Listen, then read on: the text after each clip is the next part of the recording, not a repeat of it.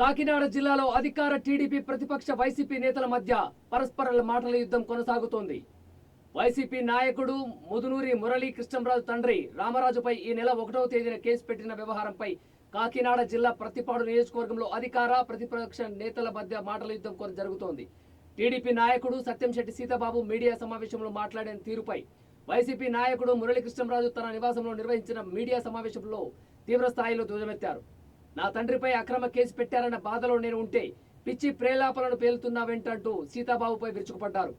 నేను నిన్ను మృగం అన్నాను, కానీ అంతకు మించి మురికి పంది కుక్క కంటే దారుణమైన స్థితిలో ఉండి పిచ్చి పట్టిన వ్యక్తిలాగా మాట్లాడుతున్నావన్నారు. ఇప్పుడు జరుగుతున్న వ్యవహారంలో నీ అత్యుత్సాహం ఏంటని ఫైర్ అయ్యారు. నేను ధర్మవరం సొసైటీలో అవినీతి చేశానన్న నీ మాటలకు కట్టుబడి రాచపల్లి శివాలయంలో ప్రమాణం చేయడానికి వస్తున్నాను. నువ్వు కూడా దమ్ముంటే వచ్చి ప్రమాణం చేయి అంటూ సవాల్ విసిరారు. నా పక్కన కూర్చోవడానికి కూడా అర్హత లేని దాట్ల కుటుంబ సభ్యులను పక్కన పెట్టుకునే నీచ రాజకీయాలు ఏంట్రా అంటూ మండిపడ్డారు. నీ వెనకున్న నాయకురాలకు చెప్పు, మీరు చేస్తున్న ప్రతి అవినీతి పనిని ఇకపై ఎండగట్టడానికి సిద్ధంగా ఉన్నానని, ఇకపై నిత్యం నిన్ను వెంటాడతానని, నేను ఎట్టి పరిస్థితుల్లో వదిలే ప్రసక్తే లేదని బహిరంగ సవాల్ విసిరారు. ఈ సందర్భంగా మురళీ కృష్ణంరాజుని కలిసి మాజీ ఎమ్మెల్సీ అంగూరి లక్ష్మీ శివకుమారి, ప్రతిపాడు జెడ్పీటీసీ బెహరా రాజరాజేశ్వరి, మాకినేడు శేషుకుమారి, ఎమ్మలమడక నాగమణి తదితరులు సంఘీభావం ప్రకటించారు. ఎందుకంటే అతనికి 60 ఏళ్ళు వచ్చినా కూడా మెంటల్ వచ్చిన వాళ్ళలాగా దీనికి సంబంధం లేకుండా ఎవడో పక్కన దాట్లా అని చెప్పి ఆడు పొడుగు అని చెప్పాడు, ఆడిని యాళ్ళు తీసాడు. నా మీద ఓడిపోయినటువంటి మేము ఒక వార్డు నెంబర్ కింద పెడితే ఆడి మీద ఓడిపోయిన మళ్ళీ పక్కన కూర్చోబెట్టాడు. ఏంటి నీకు నీచం? ఎందుకు నీకు సంబంధం? నీకు ఏం సంబంధం అని అడుగుతా ఉన్నాను. మేము బాధల్లో ఉన్నాం, మేము ఆవేదన చెందుతున్నాం. పార్టీ తరఫున మాకు జరిగినటువంటి నష్టాలను కూడా మీ అందరికీ కూడా మీ ద్వారా ప్రజానీకానికి తెలియజేద్దామని మేము అనేక రకాలుగా మీ అందరి దగ్గర ఆవేదన చెందుతుంటే అది నీకు సంబంధం ఏంటి? నువ్వేం మాట్లాడుతున్నావు? దాంట్లో నన్ను తీసుకొచ్చారా? నువ్వు అన్నం తింటున్నావా, గడ్డి తింటున్నావా, పందివా, కుక్కవా? నువ్వు తెలుసుకో. నాకు దాంట్లో ఏంటి? ఆ సావిడి దగ్గరికి వెళ్ళి నేను చిన్నప్పుడు వెళ్ళేవాడిని. తర్వాత నేను రాజకీయాల్లోకి అడిగెట్టిన తర్వాత ఆ ముఖం చూడలేదు. నేను అవతల పక్క కాపుల్లో జువల నోకరాజు గారి వర్గం తరపున నెగ్గినట్టు వ్యక్తిని. పక్క ఊరినిది, సిగ్గులేదా మాట్లాడడానికి? గడ్డిగా తింటున్నావా? నువ్వు పందివా, కుక్కవా? ఏటి నీ బతికేటి? నీ బతికేటి అంటాను. నేను ఎప్పుడు నాకు ఓటు వచ్చిన దగ్గర నుంచి కూడా ఒరుపుల కుటుంబానికే వేసాను. రెండో కుటుంబంతో సంబంధం లేదు. ఒరుపుల కుటుంబం వైఎస్ఆర్ కాంగ్రెస్ పార్టీలో ఉన్నాం. కొన్ని ఇబ్బందులు, లోకల్ ఇబ్బందుల వల్ల 1 సంవత్సరం 2 సంవత్సరాల్లో బయటికి వెళ్ళి అక్కడ ఉన్న పరిణామాలను దృష్టిలో పెట్టుకుని మా నాయకుడు జగన్మోహన్ రెడ్డి గారు దృష్టిలో పెట్టుకుని ఆయన దగ్గరికి వెళ్ళాలి, ఆయన ఉంటేనే మాకు న్యాయం జరుగుద్దని మా పార్టీలోకి మేము వెళ్ళిపోయినటువంటి పరిస్థితి వచ్చింది. ఆఖరి రోజు దాకా ఉంటున్నాం. ఆఖరి రోజు పరిణామాలు నీకు తెలియవా? నీకైనా బుర్ర పాడైందా? ఆఖరి రోజు ఒరుపుల రాజా చనిపోయినట్టు వ్యక్తులను ఎప్పుడు జాయిన్ చేసుకుందావుడి? ఎప్పుడు ఇండైరెక్ట్గా కానీ పరోక్షంగా కానీ ప్రత్యక్షంగా కానీ ఎప్పుడు వాళ్ళు కలయిక చేశారు. ఆ రోజు మనస్తాపం చెంది వెళ్ళిపోయాని చెప్పాను. నీకు ఏటి నీ హీనమైన బతుకు? నువ్వు ఏదైతే ప్రమాణకాలు కట్టుబడి ఉన్నానంటున్నావు, మిల్లు అంటున్నావు. నా సొంత మిల్లు అది, పుల్ల కోసుకోండి. నా సొంత మిల్లు నేను కోసుకుంటాను, తిరుగుతాను, ఏదైనా చేస్తాను. నేను కూలికి వెళ్ళలేదు కదా. నీకు 100 ఎకరాల భూమి ఉండొచ్చు, నాకు లేకపోవచ్చు. 100 ఎకరాలు లేనోడు మనిషి కాపాడు, సామాన్యుడు, నిరుపేద అందరూ సమానమే. అంటే నిరుపేదల మనుషులకి నానరా? ఏంటి 100 ఎకరాలు నీ పొడుగు? కుటుంబం ఊసి నువ్వెత్తావా, నేను ఎత్తానా? నిన్న కుటుంబం ఊసి ఎవరెత్తారు? నువ్వు గడ్డి తింటున్నావని నేను చెప్పాను. పూర్తిగా ప్రతిరోజు గడ్డి తింటున్నావు కూడా ఇప్పుడు చెప్తున్నాను. నీకు ప్రతిరోజు నువ్వు వెంటాడటం కాదు, నేను వెంటాడతాను, నువ్వు బతుకున్నాను చెప్పు కూడానే.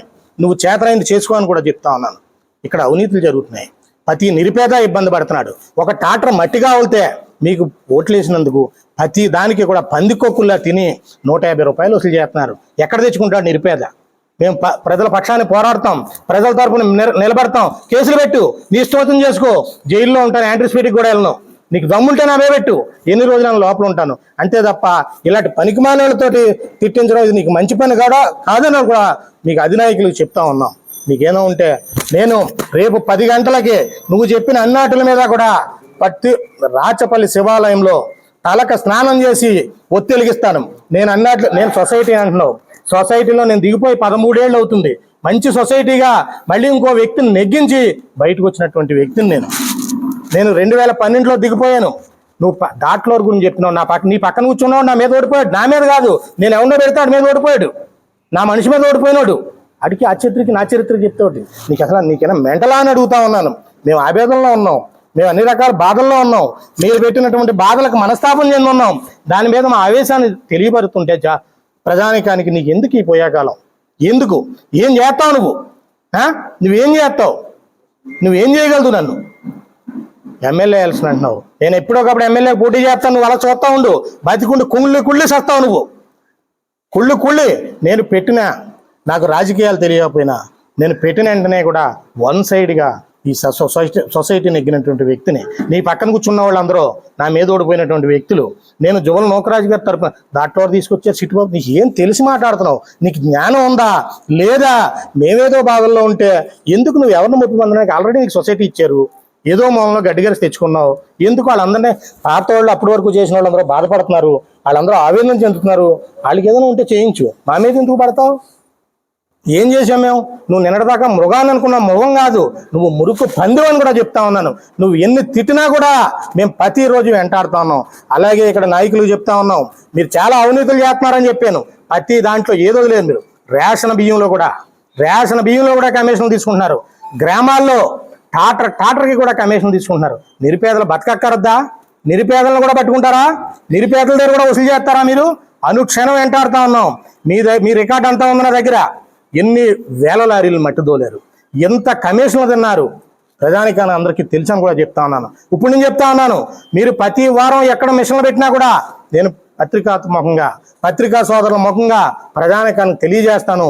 మీరు ఎన్ని కేసులంటే పెట్టుకోండి, నన్ను పెట్టుకోండి, నేను బరాయిస్తాను. రేపో మాపో పోయి మా నాన్నగారి మీద ఏటది ఎందుకు వచ్చింది పని? ఎవడో పనికిమాలడితో తిట్టింతే నేను భయపడతాను అనుకున్నారా? ఎంటాడతాను నువ్వు కాదు, నేను ఎంటాడతాను. నేను 2 రోజులు భోజనం చేయలేదు, టీ తాగలేదు, టిఫిన్ చేయలేదు, ఓన్లీ మంచిళ్ళతో ఉన్నాను. మొన్న 2 రోజులు మా తండ్రి రేపో మాపో చనిపోయిన వ్యక్తి మీద మీరు ఇంత అన్యాయంగా పెట్టారు. ఏంటిది? ఎక్కడికి తీసుకుపోతున్నారు ఈ రాష్ట్రాన్ని, దేశాన్ని? ఎక్కడికి పోతుంది ఇది?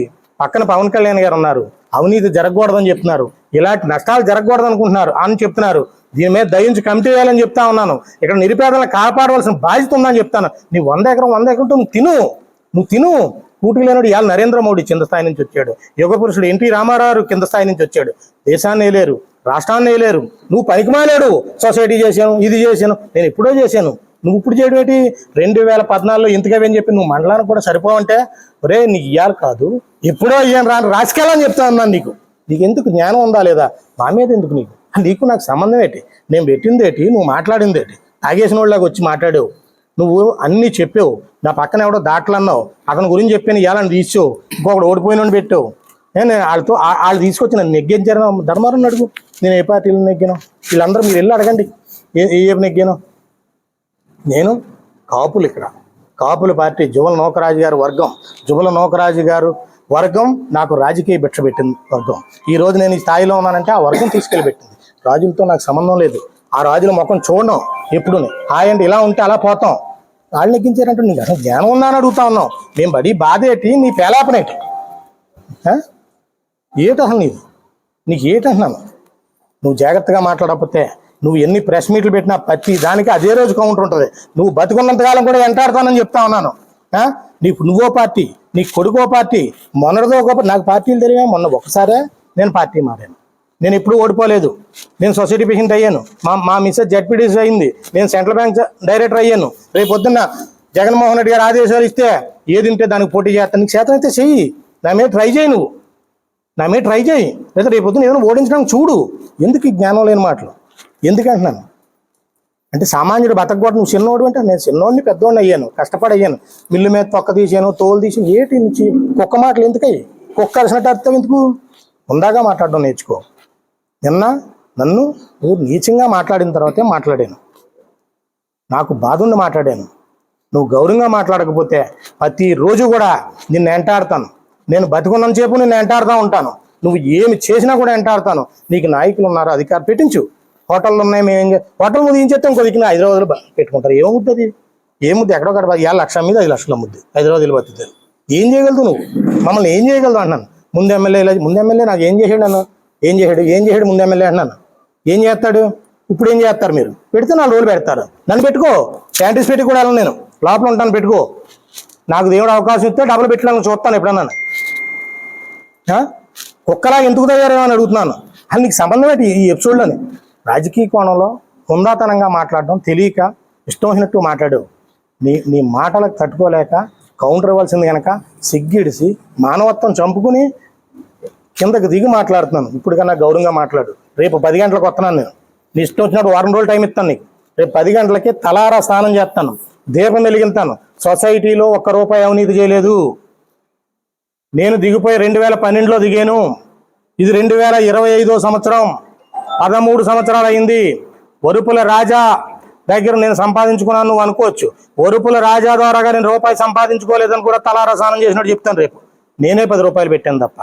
ముద్రగడ పద్మనాభం గారి గురించి చెప్తున్నావు. 3 సార్లు వెళ్ళాను నేను.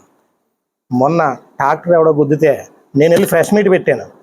ఇది మంచి పని కాదని పత్రికా సోదరులను అడుగు, కొంత జ్ఞానం తెచ్చుకో. దాడి దగ్గరికి వెళ్ళేది వీళ్ళ దగ్గరికి. నేను ఒక ఎమ్మెల్యే క్యాండిడేట్గా ఉన్నాను. నాకు జగన్మోహన్ రెడ్డి గారు ఎక్కడొక్కడ అవకాశం ఇస్తాడని చూస్తున్నాను. నీకు వీలైనంత మట్టుకు అవకాశం ఇస్తాను. నేను నిరంతరం ఆ పని మీద ఉంటాను. నీకులా తప్పుడు పనులు చేయనే. నేను ఆ కోరిక ఎక్కడొక్కడ ఎమ్మెల్యేకి పోటీ చేయాలని, పత్తిపాడు పోటీ చేస్తాను. మీకు ఎవరికైనా చెప్పానా? జగన్మోహన్ రెడ్డి గారు డీలిమిటేషన్లో అవకాశం ఇస్తాడు, ఇవ్వకపోతే ఇంకోసారి ఇస్తాడు. నేను సరిపోతాను అనుకుంటే ఇస్తాడు, లేదనుకుంటే మళ్ళీ ఇది చేయంటే అది చేస్తాను. ఆయన మాటే శిరోదయంగా ఈ పార్టీలో జాయిన్ అయ్యాను. ఆయన ఏది ఇస్తే దానికి కష్టపడి పనిచేస్తాను అంతే తప్ప నువ్వు అవ్వాకులు చెవ్వాకులు పేలొద్దు. నిన్నైతే మృగం అనుకున్నాను, ఇప్పుడైతే పంది అంటున్నాను. బురదలో జల్లి పంది.